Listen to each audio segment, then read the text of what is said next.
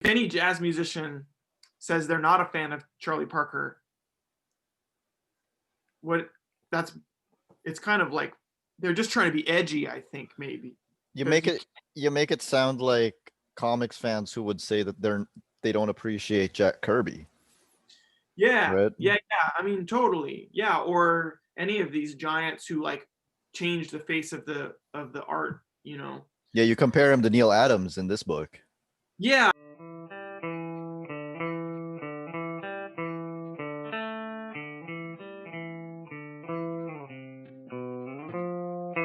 Welcome back to the Comics Cube, everyone. I am with Dave Chisholm, the cartoonist behind Chasin the Bird, which is about Charlie Parker, That's right. the bird. How Thanks are for you, having Dave? I'm doing I'm doing okay. Yeah, just trying to stay busy and try to distract myself as much as possible from the just the constant rage at the state of It's the world just in America. this year, right? It's been a year, man, that's for sure. It's been a terrible year, but as part of it, it is the centennial of Charlie Parker. That's right. That's right. So you are also a musician in addition to being a cartoonist. What got you into both actually?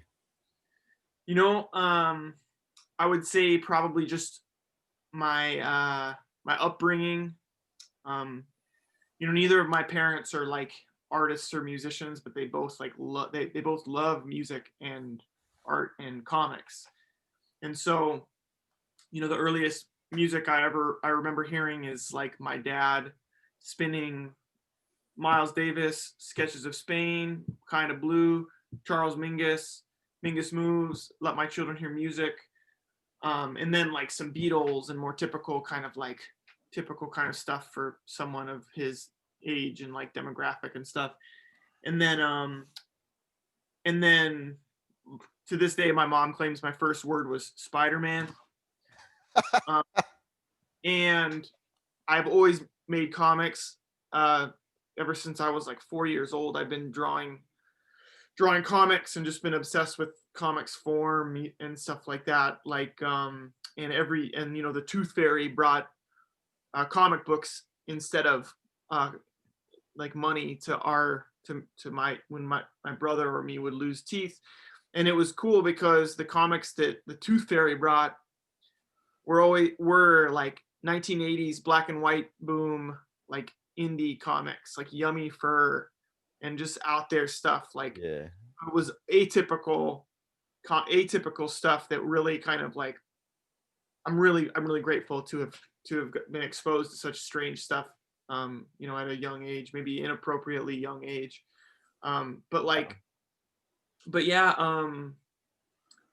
and then I was gonna say a lot of parents wouldn't have given kids uh 80s black and white comics. oh, yeah, yeah, Yeah. and then when I finished, I drew. I same thing. I did music and comics when I was in high school, and I painted a little bit, and then I finished high school and I applied for scholarships at. I lived in Utah, and so I applied for scholarships in the music department and the art department at the University of Utah, and I got a bigger scholarship for music, and so I went into music, and that kind of like led through that part of my career, through like music academia. I finished college and I toured a little bit with a rock band, and we had some success, and then it fell apart. And so I made a comic called Let's Go to Utah. Mm-hmm. It was like inspired by being on tour with a band, but like definitely not about that. Just inspired by kind of the Yeah. craziness of that like life. And then I went back to school to get my master's degree and my doctorate. And then when I finished my doctorate, I made Instrumental, which is a comic that came out in 2017. Yeah. And then finished that book up, and then did more music and then more comics, and just kind of flop going back and forth between the two. And and in Z2, the same publisher that did the Chasin the Bird, the Charlie Parker book, they published Instrumental, my first published work. And then earlier this year, I also had a 4-issue series called Canopus published by Yeah, I Scout saw Comics. that. Yeah. And that one is not music related at all, but it's a pretty cool series too. And it's been a good year for me. I mean, like all jokes aside, like if this year wasn't like tragic for the world, it would definitely be like the best year for me professionally, probably of my whole life. So very strange to have a good year while the world just kind of like crumbles a little bit. But I feel you. I'm really grateful. I'm really grateful for the work that I've got and getting to do work in these fields that are so personal to me. I know there's a lot of talk about the Facebook algorithm being creepy and referring you to stuff and everything. But I think one of the reasons I discovered Chasing the Bird was um I was I was a Facebook fan of Alan Moore's, and I was a Mm, Facebook fan of The Doors, so it introduced me to the Morrison Hotel anthology by Leah Moore. yeah, yeah, They yeah. interviewed her, and then Z2, I kept getting sort of Z2 ads, and then I saw Chasing the Bird. I'm like, all Mhm. right, I mean, yeah, sometimes it works out. So Yeah, yeah, yeah. I mean, and that, yeah, yeah. And I'm really happy with the way the book turned out, man.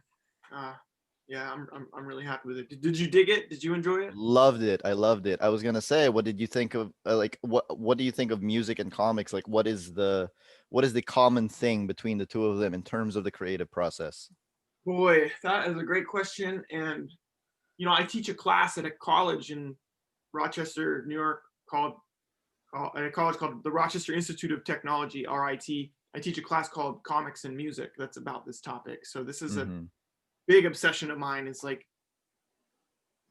multimedia kind of ideas about this, and I think like in terms of the creative process, yeah, I think like they're both similar in the sense that like it's kind of almost both of them are I would say like pretty poetic in that like you have a small amount of space to try to communicate some big ideas. Mm-hmm. And so it's all about like figuring out how to communicate a lot with just a little. And then and then when I think about these two big media types, the word that I get obsessed with and hung up on is form. I'm Okay. thinking about like the ways you can overlay music form over comics or vice versa, and to have like to create like symbolic or so like having a comic be like a symbolic representation of a piece of music. And so when we look at like the shared the language of music and the language of comics, they both can have like rhythm, they both can have like harmony or dissonance. um, you can have counterpoint in both of them, and you could and in terms of like compositional techniques and storytelling techniques, like they overlay in a pretty interesting way. uh, and I think that what makes it extra interesting is that it doesn't work, right? That the fact that like the temporality of comics is infinite, that you can sit and look at a comic as long as you want. The temporality of music is finite, It's meaning if you immediate. play on a track or go to hear a concert, the song is only as long as the musicians decide it is. And so your time is not your own when you're listening to music, whereas when you read a comic you have as much time as you want to spend and linger in everything. And so how do you bridge that gap, and is it possible to bridge that gap successfully? I don't know. And then if you think about like kind of a little bit more narrow scope, this idea that like music is full of characters and costumes and larger than life mythologies Mm-hmm. around a person. You think of like David Bowie and all of the characters Bowie played, or you know, Yeah. Charles Parker and all the mythology around his life. And if you squint, it's like these are like proto superheroes. These are like all of these comic book figures that we know and love in a sense. Um, yeah, so it's a fun topic to explore, even if the end result ends up being like baffling, I suppose. So There are ways to control that though, like in in Chasin the Bird, you do it with squares, Mhm. and you move that around. What gave you the inspiration to interpret music that way? You're talking about the Dizzy Gillespie chapter The Dizzy where, Gillespie chapter and the end. yeah, yeah. Spoilers. Oh yeah, spoils. Yeah. No, man. I honestly think that I think that like when when you're like in improvising music in like this jazz idiom, you're you're not necessarily thinking about notes as in like dots on lines, like notes on a staff and stuff like that.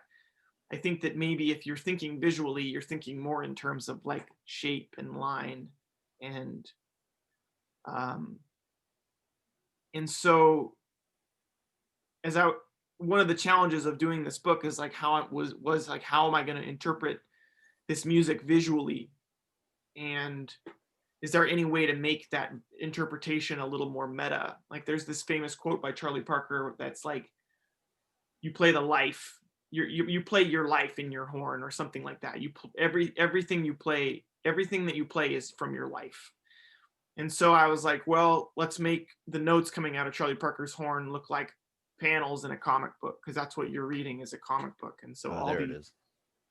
and then and then what if what if his panels are always this color, this pink, like magenta color, and Dizzy Gillespie's panels are always this color, like blue or blue green color, and then Dizzy's narration is the same, is the in the same part of the color wheel as his his jazz, his like musical paneling. And then Charlie Parker, when we see his like life story on that one page with his head in profile, the big profile, and you get Dizzy's recollection of Charlie's life story. Those squares are all that same pink color as Charlie's music.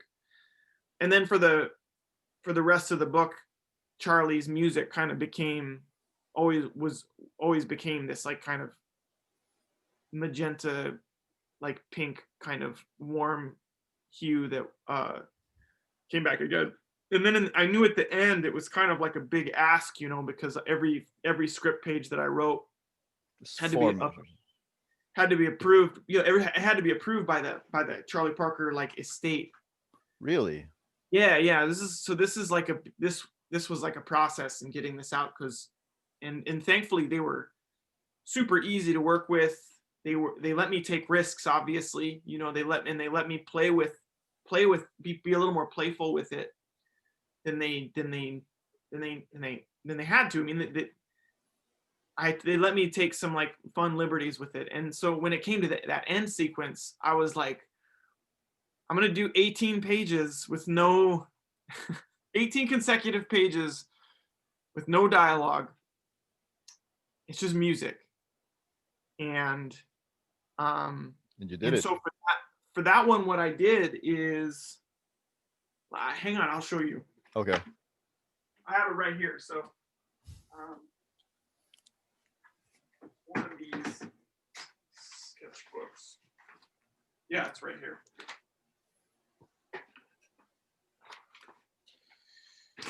So for that one, what I did is like really really detailed, like thumbnails with like where the little bird is. Yeah, you worked it out like. Yeah, and it was pretty rigorous.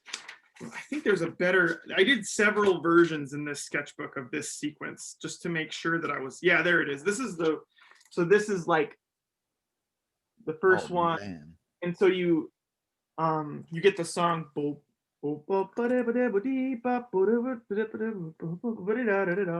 and then you turn the page and you get the next one, right? Yeah. And then the next 4 measures of music. That's amazing. The next 4 measures of music, and there's that waitress who's walking around, right? Kind of. I don't know, maybe not. And then and then I just workshopped the whole thing. Well, yeah, there's Oh, the there it next one. is. Yeah. So with the band way back here, and then the camera swoops in. You see the band. That is There's a, awesome. That is awesome. That is basically publishable as it is. oh, thanks, man. And then the eyeball one, and Yeah. then the one with just the birds on it. And so yeah, man, and I was like, I'm gonna make this the like an at like like an over like a symbolic representation of these like three choruses of music in this song "Relaxing at Camarillo." I mean, I think it's pronounced Camarillo, I think so but too. but That's I how I think read it. actually jazz musicians, I think Charlie Parker said "Relaxing at Camarillo" because I think people back then called it Camarillo. Okay. And so I've heard jazz musicians refer to it both ways. I'm not going to take a side, what doesn't, it's all right. It's okay. Yeah, most of the time it's written and it's not like it's in the lyrics. Yeah, yeah, there you go. Yeah. So hold on, let me backtrack a little bit. What is the appeal of jazz to you? Because I've always I love music, but music doesn't love me back. I'm kind of tone deaf. And I don't really understand all of the technical terms, which is why when you Sure. express it in comics form like you did here, I really appreciate it because I really understand it more. Um, That, that's awesome, man. but Um, so jazz, yeah, what's the appeal?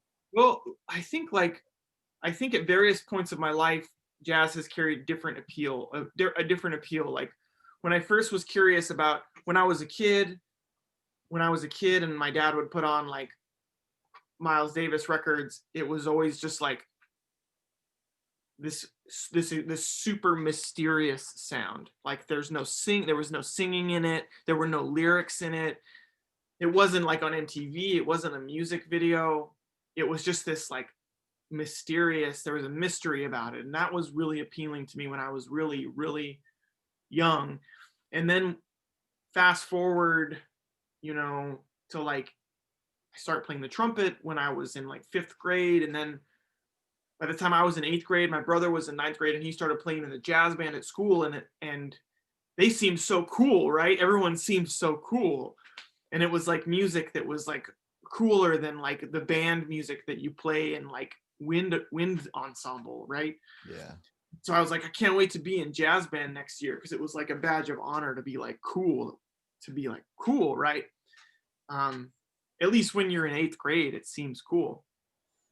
And then it kind of became like almost like I loved how expressive jazz music can be. So like when you're like an angsty teenager like I was, some kids gravitate towards punk rock or emo or whatever, and I was like gravitating towards like the most expressive jazz music, like Charles Mingus and like 1970s Miles Davis, the stuff that was like really aggressive and like really and like avant-garde music and like John Zorn. And my route into jazz was probably different than a lot of kids. Mine was like almost more like a punk rock kind of like angle.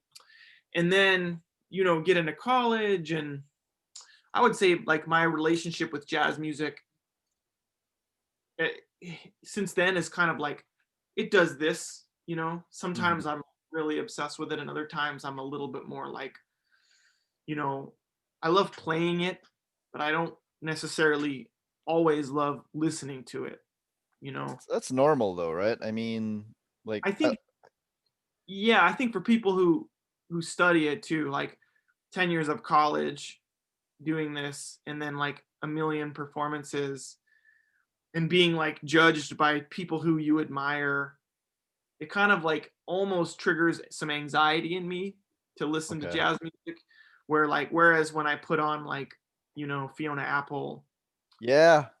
then I'm like not quite it. Then I can like it's easier for me to shut my brain off. But then I put on like those old jazz albums that I loved a lot when I was young, and it kind of takes me back to that place, and it's nice, but that's not really the same thing, is it? Um, so I anyway, get but yeah, so the appeal, I think that like as in terms of like as a professional musician, I can say probably pretty safely that jazz music prepares you to jazz. All the best musicians I know are jazz musicians, are like good jazz musicians, and playing jazz music is kind of like a nice like life lesson. You like learn how to think on your feet. You learn how to like make the best of a situation. You learn that the value of like continuous work on a project to improve slowly and Yeah. build up slowly and stuff like that. You learn the value of being bad at something, like to get better at it. So I mean, I think I've also learned a lot of like big life lessons in playing this particular kind of music that maybe are unique to that kind of music, in particular the kind of like improvisational mindset. um you know I I have professional musicians I'm close to in my life here, and I know that at least one of them has called jazz the highest form of music. Would you agree? I mean, I can't really make any statement like that, you Okay. know. I can't. I mean, how can you beat J.S. Bach? How can you beat Beethoven? How can you beat like Aretha Franklin and like James Brown and like Bartok, or and at that and at the same time Charlie Parker is like perfect for what he does, and you know so I think that and plus there's tons of bad jazz too. So it's like, you know, like if you put on like a jazz radio station, you might hear some totally jive stuff. So Now, was Charlie Parker one of your favorites even before getting this project? Because I know you keep mentioning Miles Davis and Charles yeah, Mingus. yeah. Well, like I think that Charlie Parker is. It's hard to say like that he. It, I think like everyone who plays this music has to consider Charlie Parker one of their favorites, if only because he's like the fountainhead of like modernity in jazz music, Mm-hmm. and kind of like you know an aggressive pursuit of like jazz music as like high art, and sort of like maybe not a conscious rejection of pop kind of sensibilities, but like uh this really like pursuit of like a higher ideal than let's make people dance, which is a good thing too. Like it's people dancing, that's great, it's good, it's really fun to play music while people are dancing.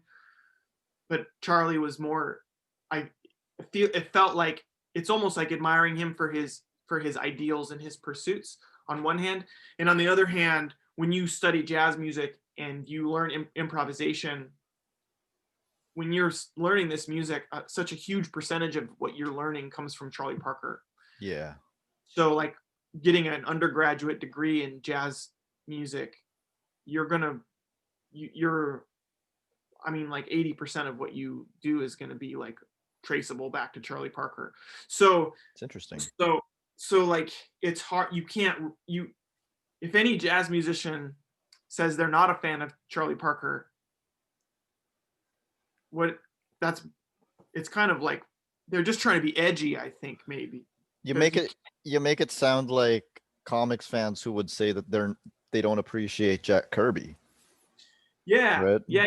I mean, totally. Yeah, or any of these giants who like change the face of the art. Yeah, you compare him to Neil Adams in this book. Yeah, I think that like in a funny way, like Neil Adams was more in terms of just the visual aesthetic. I think Neil Adams maybe had like a more immediate widespread impact than Jack Kirby did. Mm-hmm. Like there weren't a lot of immediate Jack Kirby imitators, right? Jack Kirby stood alone for a long time, and even his editors were like, "This is old fashioned." Like in the '70s, they were like, "This is old fashioned," which is wild to think about. Really, now we look at the 1970s Jack stuff and are like, "This is the most amazing stuff I've ever seen." But like, I think with Neil, it was like taking every aspect of the draftsmanship and refining it and refining it and refining it from like dynamic layouts to the like perspective, like rigorous perspective. His sense of anatomy and his sense of drama, the acting of his characters was really impactful, at least in the corner of comics that was like superhero comics. I mean, all of the EC players were doing, Yeah. years before. So, I mean, I'm also was writing that from the point of view of someone whose perspective is pretty narrow. So, hopefully no one is taking that too serious. Here's the interesting thing to me is that since we're talking about Jack and Neil, it you know Jack broke the rules in terms of storytelling. He was more powerful than like even the EC guys who were really good draftsmen, but Jack was like breaking panel borders and making things come out at you. And then Neil combined that with really good draftsmanship. And the way that you talk about Charlie Parker, it sounded like he did both at the same time. Well, it's funny, man, because it depends on how you look at it. Because just in the same vein as comic art, when you look at someone, if your perspective is limited and you look at someone like Neil, he might seem like a blast of incredible. Where did this come from? There's no precedent for this, right? And it was the same with Charlie Parker. But as soon as you kind of expand your perspective and look at the greater landscape, there is precedent for Charlie Parker. It's just that precedent was maybe like the rhythm of Lester Young, plus the harmony of Art Tatum, plus Got it. the phrasing of like some members of Duke Ellington's band, plus like this, plus that, plus like the rhythm section, small group feel of like Count Basie's bands from back then. And then you take all that, you put it in a blender, and then you like shake it up and add this complete obsession, this like complete obsessive streak, and then Charlie Parker comes out. So it's and then not to mention the immediate influence of his peers, Dizzy Gillespie, Thelonious Monk, Bud Powell, Yeah. Charlie Christian on guitar. Like all these players were also. He was someone who was also so fast at processing stuff that probably he mastered stuff that other people were working on faster than like he probably mastered technically some of the things that the other players were working on faster than they could. So Yeah. So what inspired you to structure the comic this way? Because when I see musician biopics, a lot of the times, it goes from their birth to their deaths. yeah. And you structured it in this mythic return of Charlie Parker after he'd been gone for several months. So, and then through the eyes of multiple people, which if I didn't know any better, I would have sworn that you actually spoke to those people the way that you wrote it. Yeah, I guess well, I appreciate the kind words, man. And so basically that decision um the the Charlie Parker estate approached Z2 about doing this last August. So I didn't have a lot of time, right? So they approached Z2, Wow. and Z2 approached me and they were like, "Hey, put together a pitch." And they wanted it to be about his time in California. So the estate had decided that, right? That it was going to be about his time in California. And so I knew that like my runway was pretty short, right? I had basically like from like October to like April, May, June to like finish the whole book, write it and draw it, right? And so I did a ton of research like right away, and I realized that the best way to tell the story was to lean into like I knew I wanted to kind of tackle the topic of this legend of Charlie Parker versus the reality of Charlie Parker and how they didn't quite like line up. And I knew that, and pretty quick, I knew the best way to do that was to tell the story from a variety of points of view. And so I did research specifically looking for people whose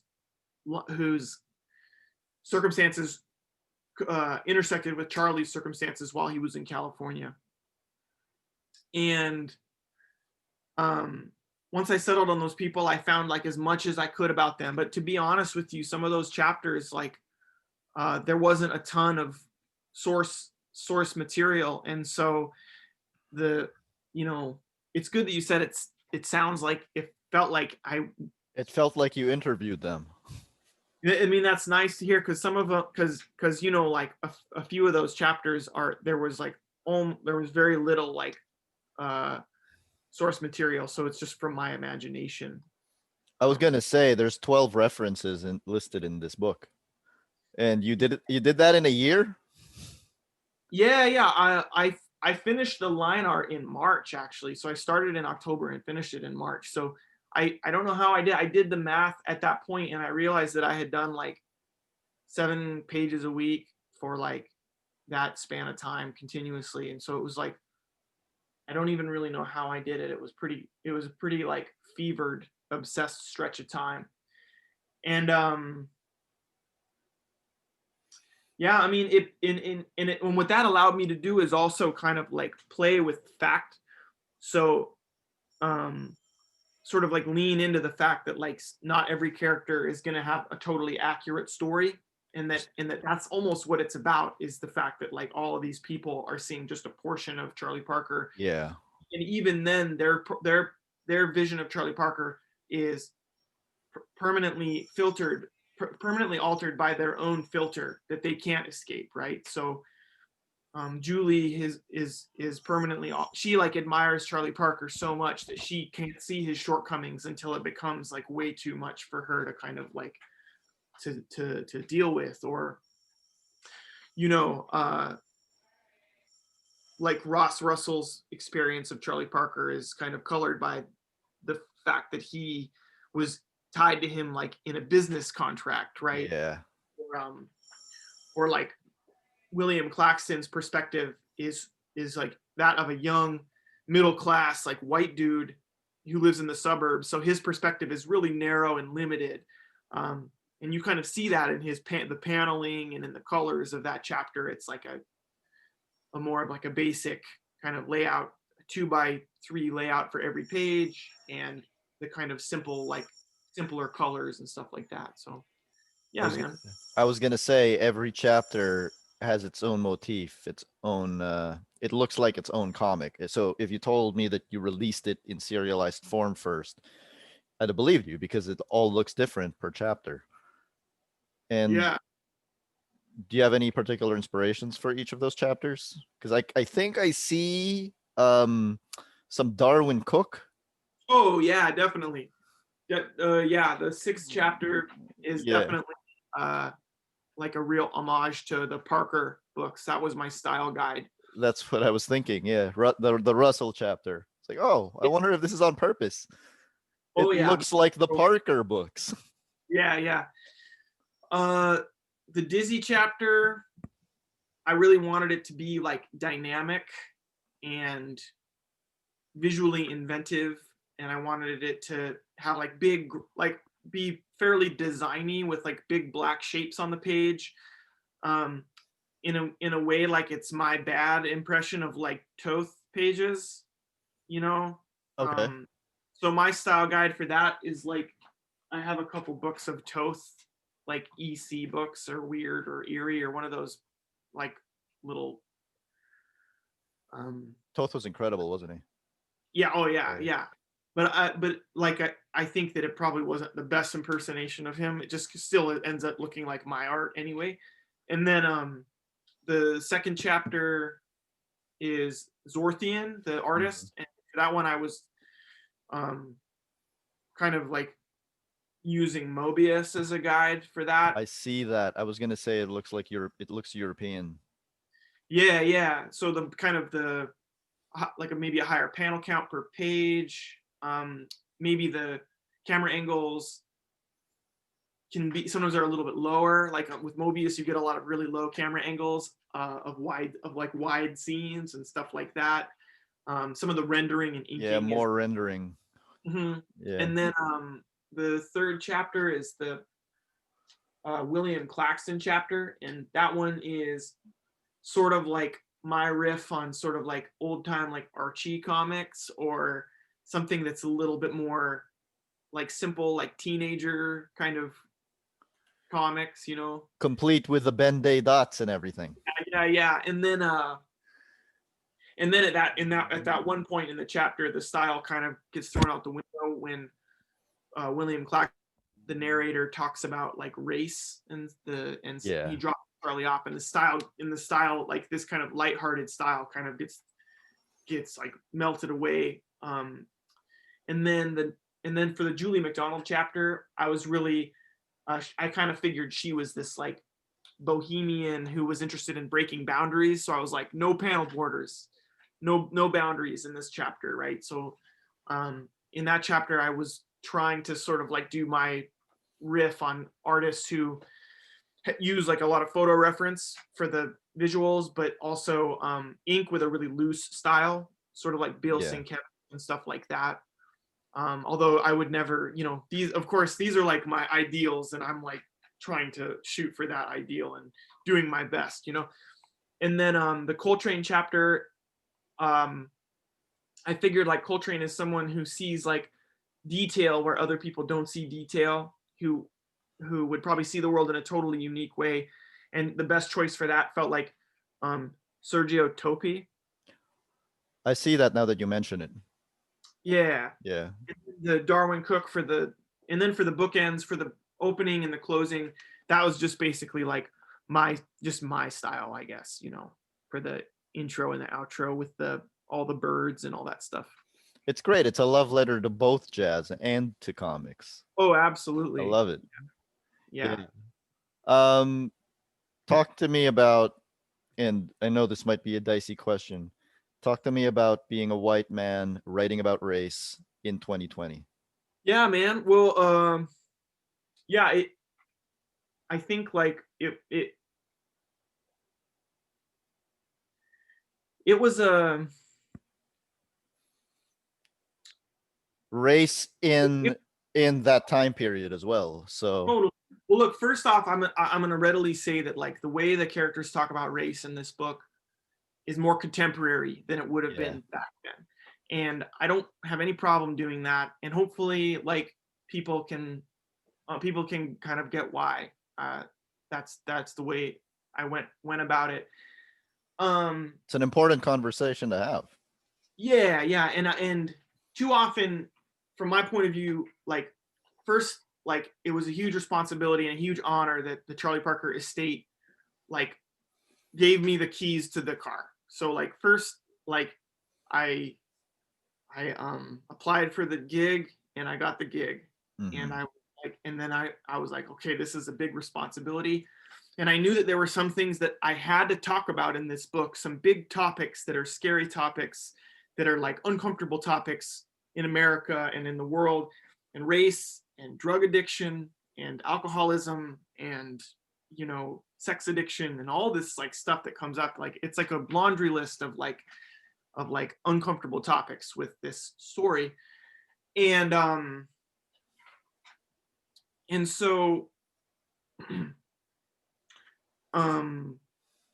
right away I reached out to some like other musician friends of mine and colleagues and kind of acquaintances of mine, um, who are Black people, who and I asked them if they would be sensitivity readers for the script of the book, to make sure that I didn't have big blind spots, that I was doing the work, to hold myself accountable, to make sure that like you know, as a straight white dude in America, I'm sure I have blind spots in this regard, and I didn't want to like fall into any stereotypes or anything like that. So thankfully I had some help in that regard. And then It's It's good to have friends. Yeah, well, I Yeah. honestly, like, friends slash acquaintances, like, I didn't want everyone that I hit up for that to be like a friend, you know what I mean? Oh, because they'd be too nice to you. Yeah, I wanted it, and I wanted Yeah. a variety of points of view, you know? So in particular, I had a really long conversation with my friend Isaiah, who's an incredible piano player, uh, Isaiah Smith, and he is like an old friend of mine from Salt Lake, and I had like a really long phone conversation with him, and a lot of what we talked about ended up in the book. You know, he gave me some.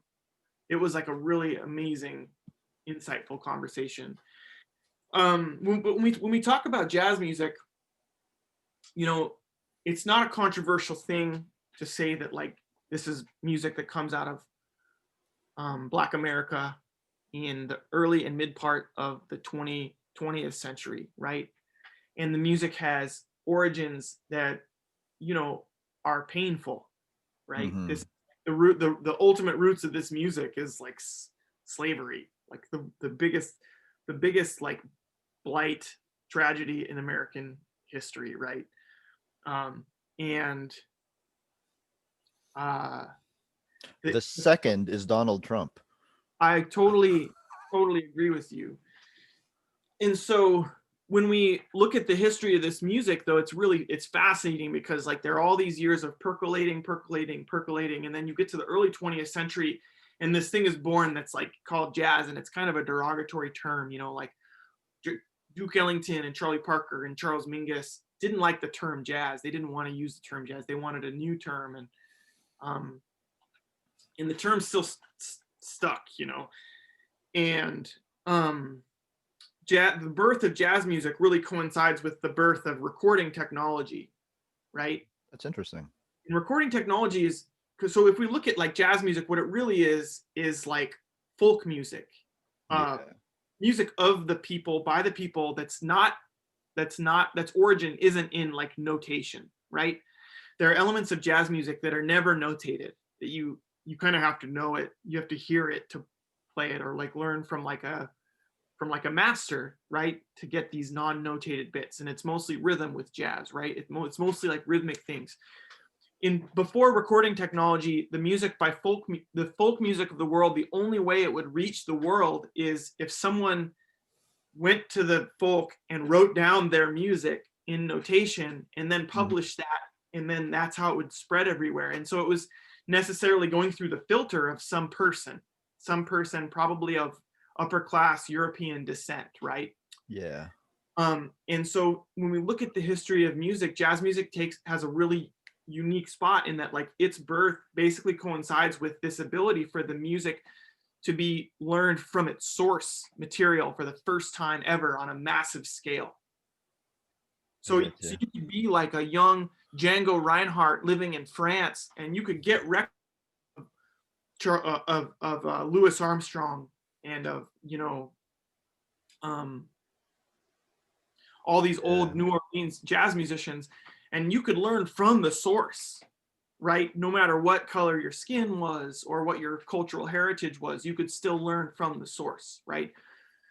So you look at like Benny Goodman was like a white kid from I think he's from the like St. Louis or Chicago or somewhere in the middle of America. You look at like Bix Beiderbecke, a white trumpet player from wherever. You look at like all of these players who are like maybe like the second generation of jazz musicians, and the source that they're learning from is recorded music. It's recordings of like this folk music from its source, right? So this idea that you need to write it down and spread it everywhere is gone at that point. And so like as a result, jazz music is like this multicultural music from like very early on, even though its origins are from unquestionably from Black America. Hmm. And the beautiful thing about it um is that like the reaction to all of these like this multicultural interest in this particular kind of Black American music, the reaction from the culture from which it originated was by and large like an open door, like yes, come in, yes, play this music, Yes, like this is an umbrella that's growing bigger and bigger. Come under our umbrella. Come like play this music. And I think the miracle of it is that if you look at the miracle of it is that like this is a culture that had experienced so much pain and turmoil that like there was no reason for them to do that, and they still did it. You know, it Yeah. still became like an umbrella, like an open door, and almost like this total confidence that like the beating heart at the center of this music was going to be just fine no matter what other influences are thrown in, right? You can throw rock influence, you can throw R&B influence, you can throw hip hop influence, you can put in like flamenco influence or any kind of other musical influence, and yet this like beating heart at the center of jazz music is still going to be like thriving, you know, and great. And so like the when it could have been really easy for like jazz music to become like this is music that only black people perform, it's only authentic when black people perform it, and so on and so forth. And sometimes you still hear people making that argument, and that's fine, that's fine, but like when you look at the history of the music, it kind of belies that fact, and it becomes apparent that like the music is an open door for anyone to go in and to learn from. And I think that's a real miracle, it's a real beautiful thing. And so to fast forward to 2020, I'm given this opportunity to do this book. I just my big thing was like research and making sure like having kind of like sensitivity readers to help me out, and then um just trying to make the book as awesome as I could, as great as I could make it, and honest as I could make it, you know, with my perspective and stuff like that. So yeah, I mean, I guess that's the best answer I've got for you. I don't know, man.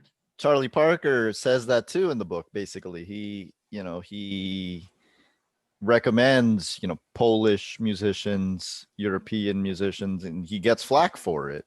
But his point was that music is eternal and it's agnostic, right? Yeah, yeah, and like and you know, like Charlie was really funny, like because there's not a ton of interviews with him that exist actually. Like there's not a ton of, it's not like he lived such a short life. He died at age 34.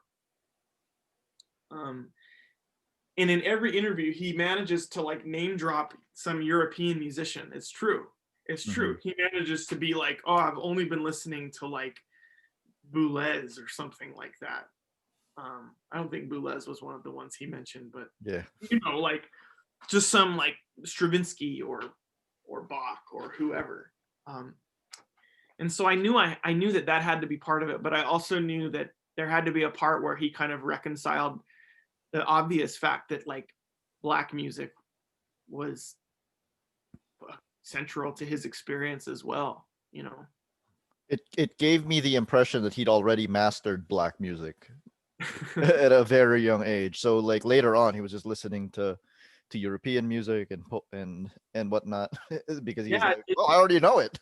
I think maybe a little bit, and I also think he just had such great ears and such a great memory that you get the impression that like when he was really clipping, when he was really like at his peak, he could just hear something and immediately internalize it, and it was part of his vocabulary with no practice and no there was no, it's like it would be like learning a new language by hearing people speak it like in one conversation, you know what I mean? Yeah. Just really incredible brain. And it's true he has the auditory equivalent of a photographic memory? I mean, he was never studied by science, but it sure seems like that. Yeah, I would say that when you like, it's hard to find any other explanation. That plus like a work ethic that was completely obsessed and driven, you know. Charlie Parker he's basically, there's a lot of missing time to his story, and he disappeared a lot, he had problematic behavior, but he was great, people still showed up. You think in a way that also reflects all of the stuff that we're seeing in 2020, where, we're seeing people, called out for problematic behavior and everything. And then how would Charlie Parker have fared in the social media age is what I'm asking. Oh my gosh, man. Not well. I mean, like, let's be real. He was a problematic dude for sure. He,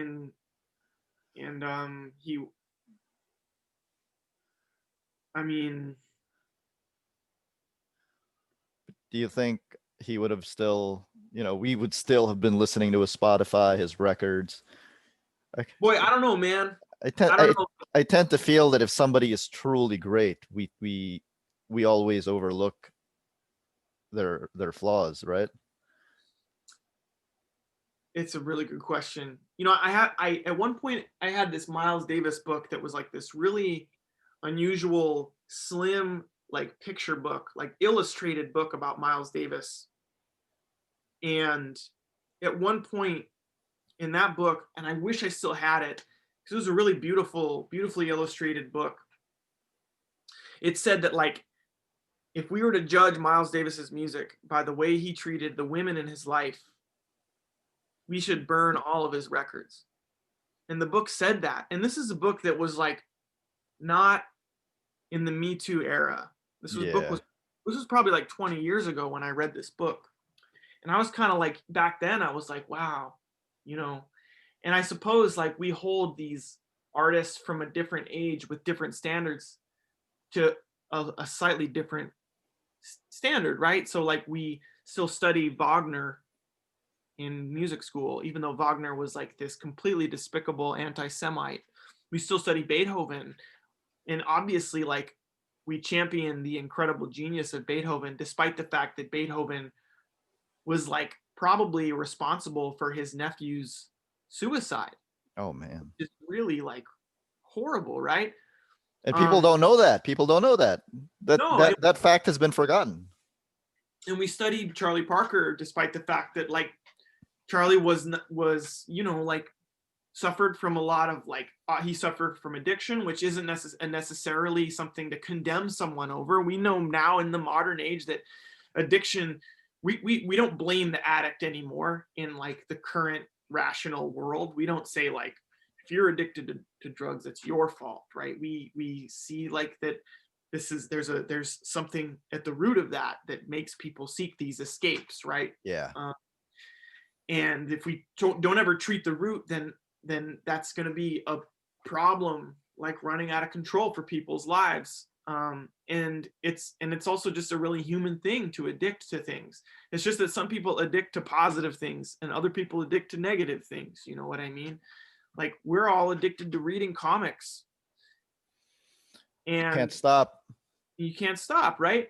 But it's not something that like you're not gonna go. You don't have to commit a crime. It's not illegal to do that. You don't have to commit a crime to do it. But anyway, like so I think now people's ideas of like artists being despicable, it's different now, and I think it's okay that it's different now. So I think that like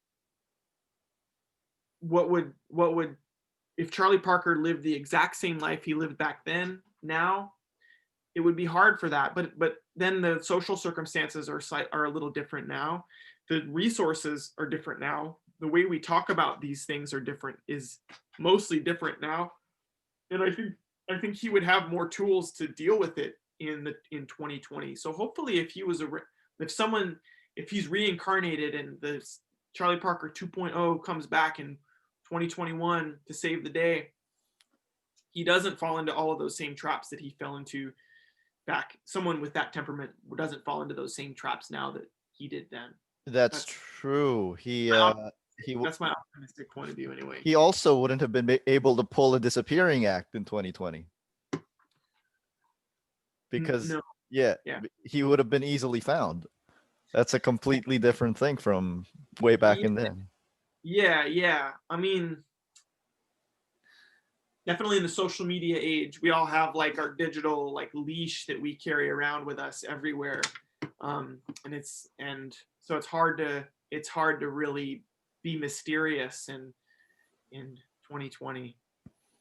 One thing that also really liked about the book, aside from all of the different ways that you portrayed each chapter, there's almost, there is basically almost a Rashomon like quality to it. I think I need to read it again to kind of piece it together. So it rewards for repeated reading. That's cool to hear. That's, I love to hear that. And yeah, Rashomon was on my radar. I think like,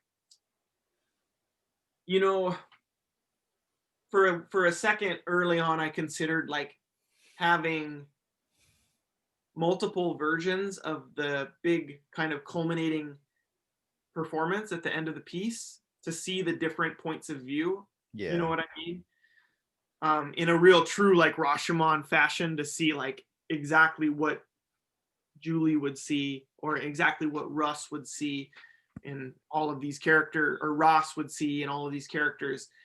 Um, but I just decided like, no, I'm gonna just do this musical part instead. So that was kind of my backup plan if my idea for doing the music, the 18 pages of music had been rejected, Yeah. that I would like try to really rush him on the ending. But thankfully, I think it's better this way. And yeah, like it's good to hear that I think it's worth. I think it's a book that warrants repeated listenings. I'm really happy with the way the book turned out. I'm really pleased with it. I love how you said repeated listenings. Oh yeah. Oh The ending absolutely works because the book up to that point is full of narrative and exposition and explanations and everything, and all of a sudden, bang, it's music. It just really works.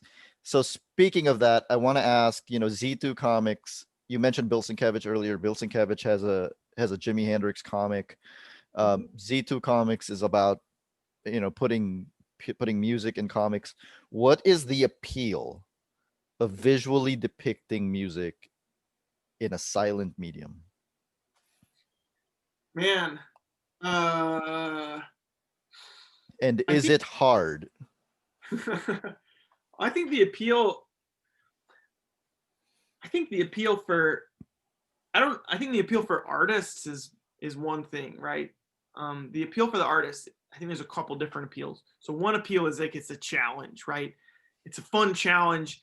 It's a chance for us to like flex a little bit, and it's a chance for the artist to like flex in a way that like is different than it, that doesn't really necessarily demand precision.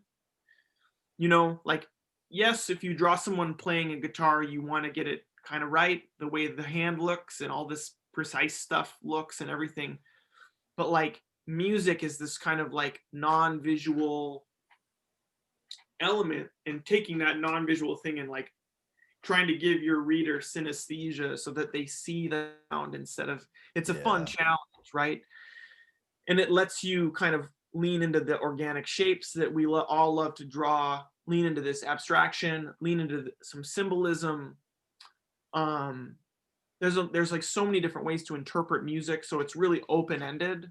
you know if you were to ask like 10 different artists to do a comic book of the same piece of music, it would It be would an be amazing different. anthology, right? That would be a really fun anthology kind of thing to do, right? And especially if it's a piece of instrumental music, right, with no words to help guide you. Uh, so so I can speak to the appeal as a creator. In terms of as a reader, it's hard, because I think for me, like I'm pretty judgmental of like other people's.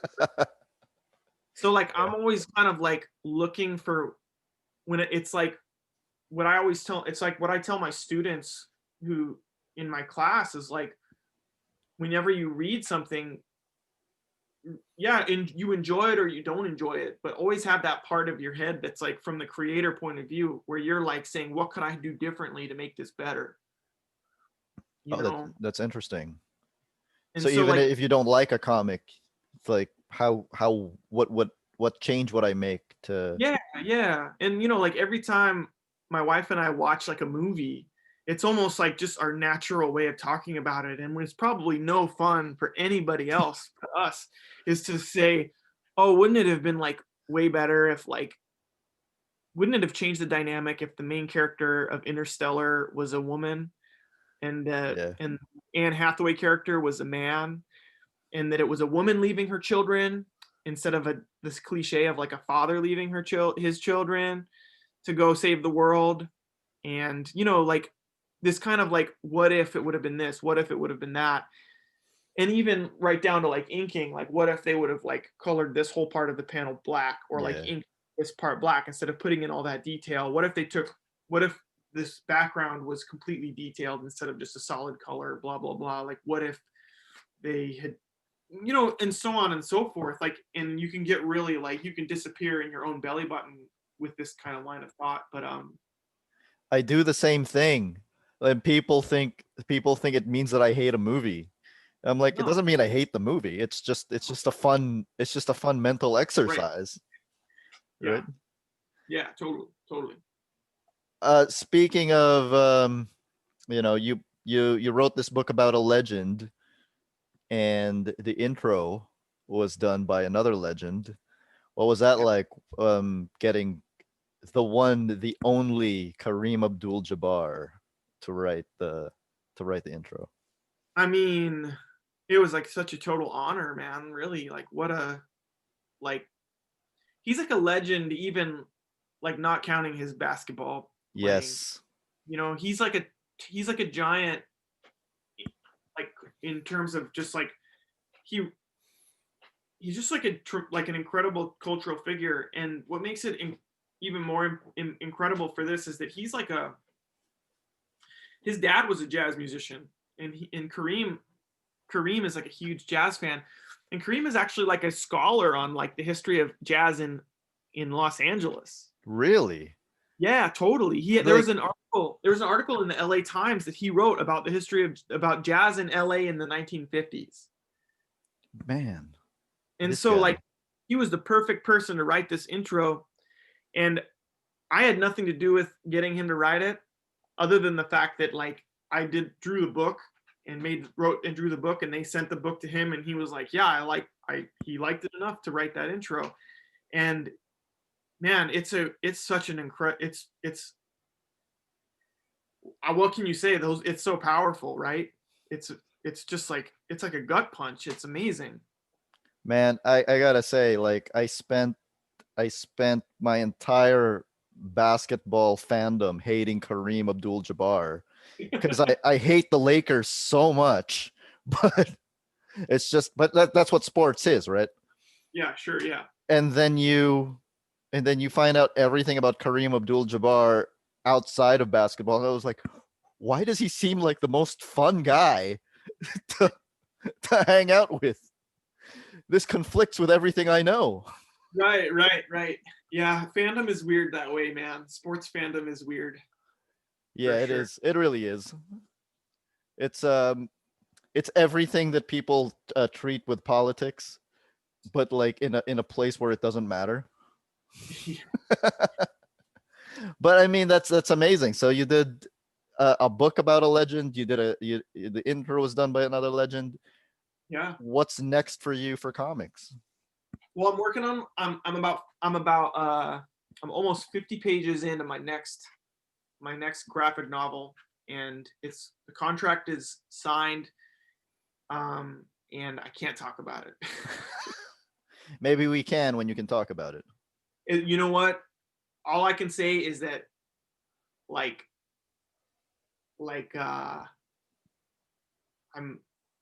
I'm making I have a similar momentum at my back as with the Charlie Parker book, and I'm finishing every week, and I'm looking at my productivity for the week, and I'm like, how did that happen? How did this happen? And it's looking really good. I always try to like improve with every work that I do, and I think this one is like a level up. And the story is really, I'm really proud of the story of it, and I just can't wait till we can start talking about it. And I don't know when the release is going to happen either. It might be Yeah. late 2021. It might be in 2022 sometime. Um, it's a little bit longer than the Charlie Parker book. It's like 40 pages longer than the Charlie Parker book. That'll get you to around 200 pages.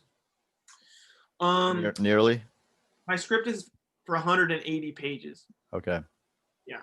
And so with all the extra like content, it's maybe around there with like all the extra stuff and everything. But yeah, I'm really excited about it. I'm really lucky to have the work as well. You know, I'm really grateful because the world is falling apart and I have like this nice cool project that's meaningful to me to work on. So I it's mean, good. you've got a job that you can do from home. Hell yeah. And I teach music from home too. So it's like I haven't left my house. I haven't left this room in like 7 months. So speaking of teaching, I saw on your Facebook that you're offering some graphic novel lessons from That's right. Zoom. Yeah. Yeah. I teach. I've taught graphic novel stuff at like the college level now for like a couple of years, and I I really like it. It's really fun, and right now I have one private student for comic stuff.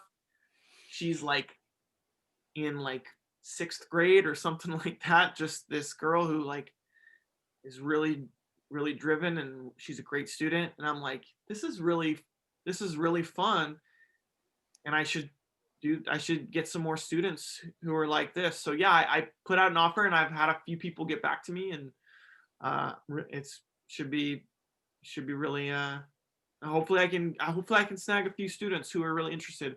What I'm hoping doesn't happen is that parents are like, oh, my kid might like this, and then the kids are like not, Not into it. and then it's like it's really hard to like drag, like it's like dead weight. You know, come on. It's already hard in person. Can you imagine doing that on Zoom? It's hard, man. It's hard. Sometimes you get students like that though, and so hopefully the topic is fun enough and pliable enough, and you know the process is like mutable and shiftable enough that like I can accommodate the needs of whatever students show up. I'm confident. It's gonna be fun, man. I'm really looking forward to it. So can people just message you to see if they can avail? Yeah, Okay. totally. Yeah, so your Twitter name is going to be down here on the bottom right anyway. Yeah. So people will be able to message you. Chisel Uh, Dave. I had one more question. One last Sure. question. Oh, it was this. Are you going to tell your kids that the two Spider-Man being your first word ever, were named after jazz musicians? Is Peter Parker named after a jazz musician? No, are you just going to make that up and tell them? Peter Parker and Miles Morales. Oh, that's right. That's right. Peter, Charlie Parker, and Miles Davis Morales. Yeah, I think I will. Thanks for that idea.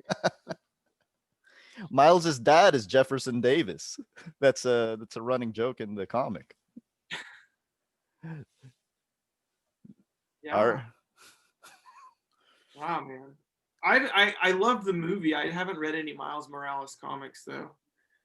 Yeah, I haven't read that much. I've watched the movie and played the video game. I think it's a running joke that the reason he goes by his mom's last name is because he doesn't want to say Miles Davis. All right, thank you, Dave. This was awesome.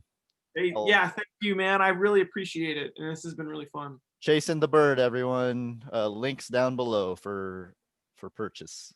Heck yeah.